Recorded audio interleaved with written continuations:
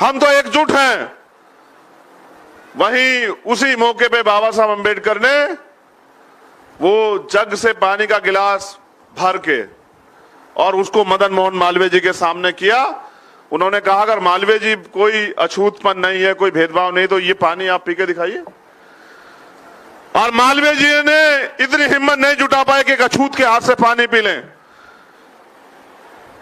परिणाम अंग्रेजों को भी ये पता लगा कि डॉक्टर अंबेडकर सही कह रहे हैं। आज सच्चाई ये है कि जो संविधान में आपको अधिकार है, उसकी वजह से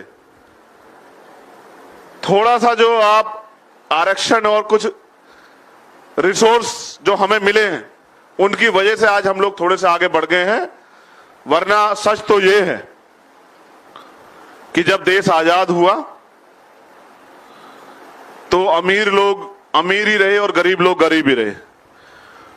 और आजादी से पहले जो इस देश में व्यवस्था थी, जो ब्राह्मणिकल सोशल ऑर्डर के आधार पर सामाजिक गैर बराबरी और आर्थिक गैर बराबरी थी, उसके शिकार आज भी हम हैं।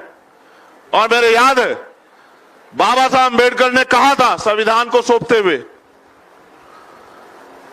कि राजनीति में 1 वोट 1 वैल्यू, इस वोट के आधार पर राजनीति में तो हम लोग बराबर हो जाएंगे, लेकिन ब्राह्मणिकल सोशल ऑर्डर के आधार पे जो सामाजिक गैर बराबरी और आर्थिक गैर बराबरी आज भी कायम है, जब तक हम उसका अंत नहीं करते तो इस देश में हमारी राजनीति भी कामयाब नहीं हो पाएगी। आज आप नोटिस कीजिए, नौजवान साथियां बड़े पैमाने पर मौजूद हैं, इंटेलेक्चुअल साथियां बड़े पैमाने मौजूद हैं। आज देश में लोकतंत्र है ही कहां? क्या कोई गरीब का बेटा मेहनत करके आगे बढ़ सकता है? मैंने खुद उत्तर प्रदेश में चुनाव कंटेस्ट किया और उस व्यक्ति के खिलाफ कंटेस्ट किया जो उत्तर प्रदेश के सूबे का मुख्यमंत्री। जब मैंने कंटेस्ट किया तो मैंने ये देखने के लिए कंटेस्ट किया कि चुनाव होता कैसा है, लड़ाने में और लड़ने में फर्क है। मुझे एहसास हुआ कि अगर 50 लाख रुपए 1 करोड़ रुपए आपके पास नहीं तो आप चुनाव नहीं लड़ सकते हैं। तो आप ये अपने मन से सोचे कि आजाद भारत में लोकशाही है कहां? कोई गरीब का बेटा अगर कितना भी मेहनती क्यों ना हो, कितना भी संघर्षशील क्यों ना हो, कितनी भी उसके दिल में सपने क्यों ना हो, लेकिन वो लोकतंत्र में अपनी बात को रखने के लिए इतने तमाम लोगों के जो बैरिकेड्स लगा दिए गए, उनको पार नहीं कर सकता है। आज भी हम लोग बाबा साहब अम्बेडकर के अनुयायी, लेकिन आज भी मीडिया, मनी, इन तमाम तरह की सुविधाओं से, रिसोर्सेज से हम लोग दूर हैं। और जिनके साथ मुकाबला है, अगर हमें पैंथर बनाना पड़ा, क्यों बनाना पड़ा? जब इस देश में कानून है, संविधान है, तो हमें क्यों बनाना पड़ा? क्यों हमें अपने लोगों की रक्षा के लिए निर्णय लेना पड़ा? उसका एकमात्र कारण यह है कि कानून बनाने की ताकत हमारे हाथ में नहीं है और कानून को लागू कराने की ताकत हमारे हाथ में नहीं। और अगर कानून को लागू कराने की ताकत हमारे पास नहीं है तो हम मात्र एक भीड़ है, और भीड़ कोई जो लड़ाई नहीं जीतती, भीड़ कभी कामयाब नहीं होती है, भीड़ हमेशा भेड़ होती है। हमें इस भेड़ की कैटेगरी से आगे निकलना पड़ेगा। मुझे आज एक तकलीफ और है, मैं उसको भी आपके सामने बयां करूंगा। यहाँ पैंथर बैठे हैं, ये रीढ़ है, इस आंदोलन की रीढ़ है जो लोग यहां बैठे हैं। बलि बकरी की दी जाती है, शेर की नहीं दी जा सकती।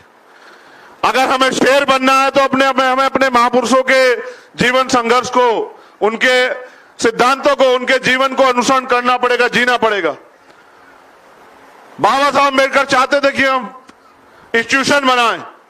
आज आप चेक करो, महाराष्ट्र में हो सकता है कि देश में हम पे ऐसे इंस्टीट्यूशन है कि हम अपने कमजोर बच्चों को जो है वहां पढ़ाने का काम कर सकें। जहां विरोधी लोगों ने इतने बड़े बड़े इंस्टीट्यूशन खोल के अपनी विचारधारा को वहां प्रचारित प्रसारित करने का काम किया, तो क्या उनके मुकाबले, उनको टक्कर देने के लिए या अपने समाज को उस लेवल पे खड़ा करने के लिए क्या हमारे पास उनसे आधे भी इंस्टीट्यूशन है? जैसा मैंने कहा कि आज अगर हम पढ़ते भी तो हैं तो मात्र नौकरी के लिए, और ये कड़वा सत्य है, मैं अपवाद को पे नहीं जाना चाहता, लेकिन सच ये है अगर भारत में आज हम पढ़ते भी हैं तो मात्र इसलिए कि नौकरी मिल जाए। हम ज्ञान के लिए नहीं पढ़ते हैं, और अगर हम ज्ञान के लिए पढ़ते तो फिर यहां दोबारा से डॉक्टर अंबेडकर जन्म लेते। हम इसलिए पढ़ते हैं कि हमें नौकरी मिल जाए, और नौकरी इसलिए कि कुछ पैसे मिल जाए और उन पैसों के जरिए हम अपने घर परिवार को चला सकें। कहीं से कहीं तक भी हम आंदोलन के साथ नहीं खड़े हैं। ये पूरा आंदोलन देने के लिए है। आप फूले साहब को पढ़िए, उन्होंने 18 स्कूल खोले। आज हमारे पास IAS IPS भी हैं, वो 2 स्कूल नहीं खोल पाए। कौन जिम्मेदार? उन्होंने, आज हमारे लोगों को कुर्सी ना मिले उनको अपमान लगता है, लेकिन मां सावित्रीबाई फुले अपने अपमान की परवाह न करते हुए हमें पढ़ाने का काम करती थी। ऐसे चलते हैं आंदोलन। पैंथर अगर आगे बढ़ा तो पैंथर के लोगों ने अपना खून और अपना पसीना, अपना तन मन धन उसमें झोंका।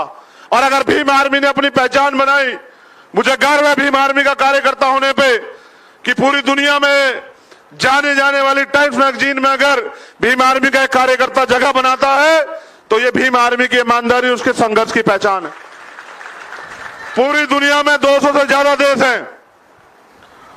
उन 200 से ज्यादा देश में 100 लोग, यानी कि 2 देश में से 1 व्यक्ति, और भारत के अंदर से आपका अपना खून, आपका अपना अम्बेडकरवादी छोटा भाई, आपका बड़ा भाई, आपके परिवार का साथी, अगर उसको टाइम्स मैगजीन ये कहती है कि वो भविष्य के सपनों को साकार करने के लिए तैयार हो रहे हैं, तो ये हम सबके लिए गर्व की बात है। ये मेरी अकेले की कामयाबी नहीं, अम्बेडकरवादी मूवमेंट की कामयाबी। और वो लोग डरते हैं, वो पैंथर से भी डरते हैं, अम्बेडकरवाद से भी डरते हैं। एक झूठ वो हमें सुबह शाम सिखाते हैं कि यहां लड़ाई ब्राह्मणवाद और गांधीवाद के बीच है। वो हमारा जिक्र ही नहीं करते, उनकी आज भी आइडेंटिटी में हम लोग नहीं है। जबकि सच ये है कि आज भारत जहां खड़ा है, आज सीधी लड़ाई ब्राह्मणवाद और अम्बेडकरवाद के बीच। इतिहास गवाह है, मैं बड़ा आशावादी व्यक्ति हूं। जब मैं चला था तो मुझे पता था कि मैं नांदेड़ जरूर पहुंचूंगा, लेकिन मुझे यह भी पता है कि बाबा साहब अम्बेडकर ये कह गए कि 21वीं सदी हमारी है और ये 21वीं सदी चल रही है। मेरे जैसे हजारों लाखों लोग देश के अंदर तैयार हो रहे हैं इन नफरत की राजनीति करने वालों के खिलाफ और इस देश को बांटने और कमजोर करने वाले लोगों के खिलाफ। और समय समय पे वो चिंगारी जो कहीं ना कहीं तैयार हो रही है, वो शोला बनकर जवाब देगी। मैं तो चाहता हूं कि इस देश में तथागत बुद्ध के आदर्शों पे समता, समानता, बंधुत्व, भाईचारे को आगे बढ़ाया जाए। लेकिन मैं ये भी मानता हूं, तथागत बुद्ध ने भी कहा कि विचार कभी स्थायी नहीं होते, समय परिस्थिति के हिसाब से बदलते रहते हैं। तो मैं ये भी मानता हूं कि कमजोर और ताकतवर में कभी समझौता नहीं होता। आज हम कहां खड़े हैं ये भी आप नोट कीजिए। हम पे आज इंटेलेक्चुअल्स भी हैं, नौजवान भी हैं, आज हम पे पैसे वाले लोग भी हैं, आज हम पे साधन भी हैं, लेकिन हम खड़े कहां हैं? हम ज्वालामुखी के ऊपर खड़े हैं। एक तरफ ये पूरी सरकार मिलकर सरकार सिस्टम खत्म कर रही है। जब सरकार सिस्टम खत्म होगा तो आपकी जड़ खत्म हो जाएगी। आज लेटरल एंट्री हो रही है, पूरे सिस्टम को बेचा जा रहा है। कहीं ना कहीं सरकार सिस्टम खत्म करके बहुजन समाज के लोगों को गुलाम बनाने की तैयारी की जा रही है। आज इलेक्शन में पैसा पानी की तरह बहा जा रहा है, क्योंकि एक ताकत जो नागपुर से ऑपरेट होती है, वो चाहती है कि इस देश में किसी तरह से दोबारा से जो बाबा साहब अम्बेडकर के नेतृत्व में आंदोलन ने नुकसान किया, वो उसकी भरपाई। मैं समझता हूं कि ज्ञान का कोई तोड़ नहीं।